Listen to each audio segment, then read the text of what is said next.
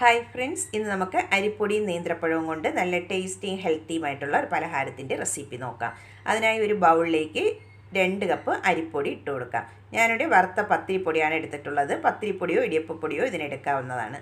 അതിലേക്ക് ഇനി ആവശ്യമായിട്ടുള്ള ഉപ്പും കൂടെ ചേർത്ത് കൊടുക്കുന്നുണ്ട്. നല്ലൊരു ഫ്ലേവറിന് വേണ്ടിയിട്ട് 1/2 ടീസ്പൂൺ ഏലക്കാപ്പൊടിയും കൂടെ ചേർത്ത് കൊടുക്കാം. ഇനി അതിലേക്ക് 1/4 ടീസ്പൂൺ ബേക്കിംഗ് സോഡയും കൂടെ ചേർത്ത് കൊടുക്കാം. പലഹാരം നല്ല സോഫ്റ്റായിട്ടിരിക്കാൻ വേണ്ടിയിട്ടാണ് ബേക്കിംഗ് സോഡയും കൂടെ ചേർത്ത് കൊടുത്തിട്ടുള്ളത്. എന്നിട്ട് നന്നായിട്ട് ഇതൊന്ന് മിക്സ് ചെയ്തിട്ട് എടുക്കാം. ഇനി നമുക്കിതിലേക്ക് മധുരത്തിന് ആവശ്യമായിട്ടുള്ള ശർക്കരപ്പാനി ചേർത്ത് കൊടുക്കാം. നല്ല തിളച്ച ശർക്കരപ്പാനി വേണം ചേർത്ത് കൊടുക്കാനായിട്ട്. ഞാനിവിടെ 1.5 കപ്പ് പൊടിച്ച ശർക്കര എടുത്തതിന് ശേഷം 3 കപ്പ് വെള്ളമൊഴിച്ച് ഒന്ന് മെൽറ്റ് ചെയ്തിട്ട് ഒന്ന് അരിച്ചെടുത്തിട്ടുള്ള ശർക്കരപ്പാനിയാണ്. ആദ്യം 2 കപ്പ് ചേർത്ത് ഒന്ന് മിക്സ് ചെയ്തതിന് ശേഷം ബാക്കിയുള്ളത് ചേർത്ത് കൊടുക്കാം.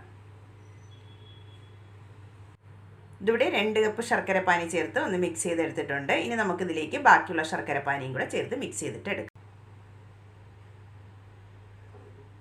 എന്നിട്ട് നന്നായിട്ട് ഇനി മിക്സ് ചെയ്തിട്ട് എടുക്കാം.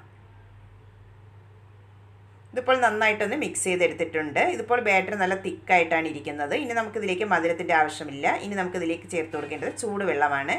ഞാനിവിടെ ഇതിലേക്ക് 2 കപ്പ് ചൂടുവെള്ളവും കൂടെ ചേർത്ത് കൊടുക്കുന്നുണ്ട്. വേറൊരു പാത്രത്തിലേക്ക് അത് മിക്സ് ചെയ്യാൻ എളുപ്പത്തിനായിട്ട് വേറൊരു പാത്രത്തിലേക്ക് മാറ്റി കൊടുത്തിട്ടുണ്ട്. എന്നിട്ട് 2 കപ്പ് ചൂടുവെള്ളവും കൂടെ ഒഴിച്ചതിന് ശേഷം നന്നായിട്ട് ഇനി ഒന്ന് മിക്സ് ചെയ്തിട്ട് എടുക്കാം. കുറച്ച് ലൂസായിട്ടുള്ള ബാറ്റർ വേണം തയ്യാറാക്കി എടുക്കാനായിട്ട്. ഇതുപോലെ കുറച്ച് ലൂസായിട്ട് വേണം തയ്യാറാക്കി എടുക്കാനായിട്ട്. ഇതിവിടെ റെഡി ആയിട്ടുണ്ട്. ഇനി ഇതിലേക്ക് വേണ്ടത് നേന്ത്രപ്പഴമാണ്. ഒരു നേന്ത്രപ്പഴം ചെറുതായിട്ട് ഇതുപോലെ ഒന്ന് കട്ട് ചെയ്തെടുത്തിട്ടുണ്ട്. അത് നമുക്ക് മാറ്റി വയ്ക്കാം. ഇനി അടുത്തതായി ഒരു പാൻ സ്റ്റൗവിലേക്ക് വെച്ചതിന് ശേഷം ചൂടായി വന്നതിന് ശേഷം അതിലേക്ക് 1 ടീസ്പൂൺ നെയ്യ് ചേർത്ത് കൊടുക്കാം. നെയ്യ് ചൂടായി വന്നതിന് ശേഷം അതിലേക്ക് കുറച്ച് തേങ്ങാക്കൊത്ത് ചേർത്ത് നന്നായിട്ട് തന്നെ ഒന്ന് കളറെല്ലാം ഒന്ന് ചേഞ്ച് ആയി വരുന്നവർ ഫ്രൈ ചെയ്തിട്ട് എടുക്കാം. അത് നന്നായിട്ട് ഫ്രൈ ആയി വന്നതിന് ശേഷം കട്ട് ചെയ്ത് വെച്ചിട്ടുള്ള നേന്ത്രപ്പഴവും കൂടെ ചേർത്ത് കളറെല്ലാം ഒന്ന് ചേഞ്ച് ആയി വരുന്നവരെ ഒന്ന് വഴറ്റിയിട്ട് എടുക്കണം. ഇവിടെ നന്നായിട്ട് വഴറ്റിയെടുത്തിട്ടുണ്ട്. നമുക്കിനി അതിൽ നിന്നും പകുതി ഒന്ന് മാറ്റി വയ്ക്കാം. പകുതി ആ പാത്രത്തിലേക്ക് തന്നെ വെച്ചിക്കാം. അതിൽ തന്നെയാണ് തയ്യാറാക്കി എടുക്കുന്നത്. ഇനി നമുക്ക് റെഡിയാക്കി വെച്ചിട്ടുള്ള മാവ് അതിലേക്ക് ഒഴിച്ചു കൊടുക്കാം. ഒന്നും കൂടെ ഒന്ന് മിക്സ് ചെയ്തതിന് ശേഷം വേണം മാവ് അതിലേക്ക് ഒഴിച്ചു കൊടുക്കാനായിട്ട്.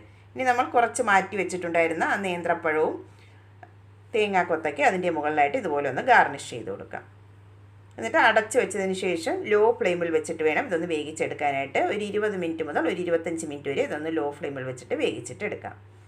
ഇതിപ്പോൾ വേകാൻ വെച്ചിട്ട് ഒരു 25 മിനിറ്റ് ആയിട്ടുണ്ട്. ഇതിവിടെ നന്നായിട്ട് ഇനി കുക്കായി വന്നിട്ടുണ്ട്. കുക്കായിട്ടുണ്ടോ എന്ന് ഒരു ടൂത്ത് പിക്ക് കൊണ്ട് ഒന്ന് കുത്തി നോക്കണം. ക്ലീനായിട്ട് കിട്ടുന്നെങ്കിൽ കുക്കായി വന്നിട്ടുണ്ട്. അല്ലെങ്കിൽ ഒരു 5 മിനിറ്റും കൂടെ ലോ ഫ്ലെയിമിൽ വെച്ചിട്ട് ഇതൊന്ന് വേവിച്ചിട്ട് എടുക്കേണ്ടതാണ്. ഞാനിവിടെ നന്നായിട്ട് തണുത്തതിന് ശേഷം പ്ലേറ്റിലേക്ക് മാറ്റി കൊടുത്തിട്ടുണ്ട്. നമുക്കിതൊന്ന് കട്ട് ചെയ്തും കൂടെ നോക്കാം. നല്ല ടേസ്റ്റിയും ഹെൽത്തിയുമായിട്ടുള്ള പലഹാരമാണ്. എല്ലാവരും ഒന്ന് ട്രൈ ചെയ്ത് നോക്കിയിട്ട് സബ്സ്ക്രൈബ്